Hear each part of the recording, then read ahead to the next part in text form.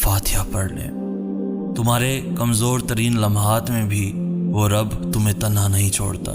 اسے محسوس کرو، وہ یہی ہے تمہارے دل کے پاس، تمہارے دل کے اندر۔ ایک بات ہمیشہ یاد رکھیں کہ آپ اگر کوئی کام یا کوئی عادت اس نیت سے چھوڑ دیں یا چھوڑنے کی کوشش کریں کہ وہ اللہ کی رضا کے خلاف ہے، تو یقین رکھیں کہ وہ رب آپ کو کبھی بھی آپ کے اس فیصلے پر شرمسار نہیں ہونے دے گا۔ اس کے لیے کیا ہوا کوئی بھی کام آپ کی رسوائی یا اذیت کا سبب نہیں بنے گا، بلکہ آپ کی دعائیں قبول ہی تب ہوں گی جب آپ اس کے لیے کچھ ترک کر کے خود کو اپنے نفس کی غلامی سے آزاد کریں گے۔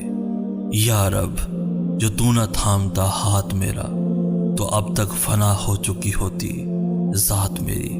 بس دعا ہے تجھ سے ایک میری، مجھے یوں ہی سنبھالتے رہ